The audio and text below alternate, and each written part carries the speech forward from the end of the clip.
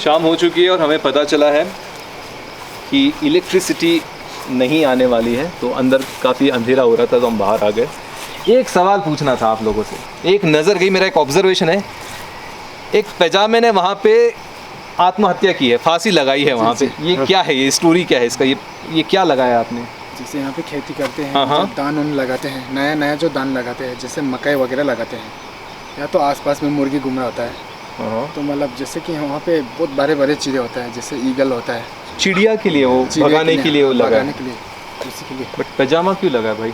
वही पायजामा का जो आप हवा में जो लटक रहा होता है ना, अच्छा रहेगा, उसी में जो है चिड़िया डर के मारे वहाँ से निकल जाते हैं। मैं एक सवाल आपसे जानना चाहता था, पहले क्लाइमेट कुछ और रहता था, अभी क्लाइमेट कुछ और होता है, मैं आपसे जानना, क्योंकि यहाँ पे बर्फ़ बहुत गिरती है, तो आपके बचपन में, आपकी जवानी में बर्फ़ कितनी गिरती थी और अभी कितनी गिरती है?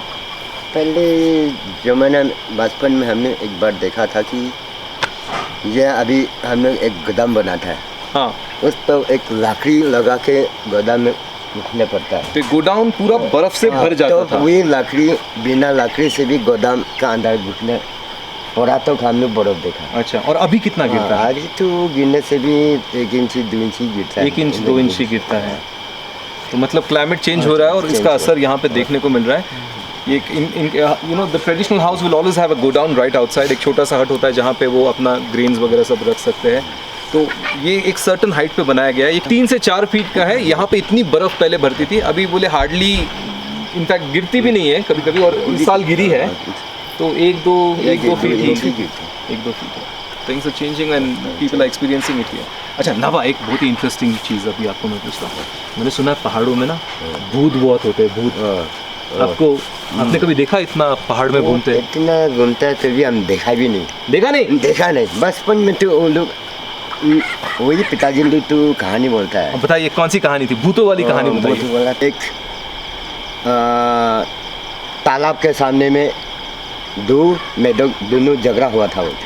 नाभा को मैंने भूत की कहानी सुनाने के लिए कहा और वो मुझे सुनाने लगे कुछ ऐसी कहानी जिसका दूर दूर तक भूतों से कोई लेना देना नहीं था। कहानी कुछ ऐसी थी, एक आदमी जंगल में घूमते हुए एक तालाब के पास में आया। वहां उसने एक मादा मेंढक को मरते हुए देखा। बेचारी मादा मेंढक अपनी आखिरी सांसें गिन रही थी। उस आदमी ने उस मादा की मदद करके उसे पानी में छोड़ दिया और अपने रास्ते जंगल चला गया। दूसरे दिन किसी ने उस इंसान के लिए वहाँ स्वादिष्ट खाना बना के रखा था। ढूंढने पे पता चला कि वो मादा मेंढक एक स्त्री का वेश धारण करके उस आदमी को मोहित करने के लिए वहाँ पे आ पहुंची। ये रहस्य जानने के बाद जब वो दोनों वापस मिले तो उस स्त्री ने उस आदमी से वचन लिया कि कुछ भी हो जाए आप सीधा जंगल जाएंगे और पीछे मुड़ के बिल्कुल नहीं देखेंगे। इंसान ठहरा इंसान, जाते हुए पीछे मुड़ के उसने देख ही लिया और जैसे उसने पीछे मुड़ के देखा वो वहीं पे मर गया। हो गई भूत की कहानी खत्म। अभी मेरी माँ बोलती थी लड़कियों के चक्कर में मत रहो रोहन, ये इतनी बड़ी भूत की कहानी है जिसमें मुझे बिल्कुल भी डर नहीं लगा। बहुत ही पारिवारिक कहानी थी। सारे भूतों को जो है मेरा साक्षात प्रणाम यहाँ के। बट हाँ, यहाँ से बहुत सारे ऐसे मिथ्स एंड लेजेंड्स है। So whenever you come here make sure you meet these elderly people. बहुत अच्छा लगा आपसे बात करके। Good morning. सोचा नहीं वापस जाने से पहले आपको कल रात का थोड़ा सा अपडेट दे दूँ। मैं आप ज़्यादा शूट नहीं कर पाया क्योंकि यहाँ पे इलेक्ट्रिसिटी नहीं थी और लाइट्स की थोड़ी सी दिक्कत हो गई थी, तो हम ज़्यादा फिल्मिंग नहीं कर पाए। बट अदरवाइज़ कुछ खास किया नहीं, हमने डिनर किया फैमिली के साथ, लोकल खाना खाया और सो गए और बड़ी कमाल की एकदम साउंड स्लीप आए। लेकिन इलेक्ट्रिसिटी नहीं थी। बट यहाँ पे इलेक्ट्रिसिटी हो ना हो कोई फ़र्क नहीं पड़ता है क्योंकि टेक्नोलॉजी से आप वैसे भी बहुत दूर हो। इलेक्ट्रिसिटी हो या ना हो, मोबाइल तो वैसे भी चलते नहीं हैं।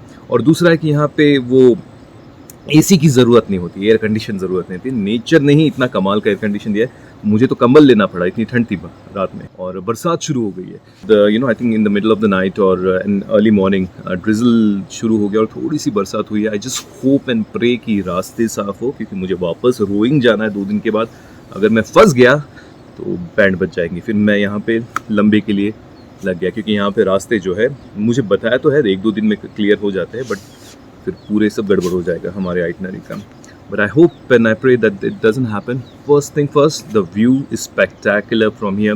If you want to be in a place which is far away from technology, if you want to be in a place which is very close to nature, if you want to live the local culture, the local lifestyle, but this is the homestay you should be coming and staying. ये इसको एक बार वापस मैं location wise आपको बता दूं, ब्रांगो नाम का ये गांव है जहाँ पे ये होम स्टे स्थित है। ब्रांगो से 6 से 7 किलोमीटर आगे मिपी नाम का एक गांव है, ओके। और अनिनी मेरे ख्याल से 21-22 किलोमीटर पीछे रह गया। तो अनिनी और मिपी के बीच में ये ब्रांगो गांव है और यहाँ पे ये होम स्टे आपको मिलेगा। मैं कोशिश करूँगा कि इनका नंबर और इनके जो कंसर्न पर्सन का जो नाम है आपको इस वीडियो के थ्रू भेजूँ, या फिर I'll try and send it across to you in some way or the other. But it was an amazing experience to stay here. I would highly recommend it. अभी अरुणाचल में आने का पॉइंट ही ये है कि you want to experience nature, you want to be away from the hustle and bustle of city life, then you should come here. Okay? Anini हम वापस जाने वाले हैं. We have lined up couple of things in Anini. पता नहीं क्या होने वाला है, बट अपना तो पूरा trip he on the go है भाई. तो देखते हैं वहाँ जाके क्या होता है. आपको मैं मिलता हूँ अनिनी में. See ya. Bye. मालिक कोई है नहीं यहाँ पे, हम ही घूम रहे हैं. फिर भी चोरी करके खा लेते हैं. हाँ, चोरी कर ले. हाँ, एक तो खाने में कोई बुराई तो नहीं. देखो यार, ये खरीदने से अच्छा है इस तरह से पेड़ से निकाल के मालिक आने से पहले खाने में मज़ा जो होता है.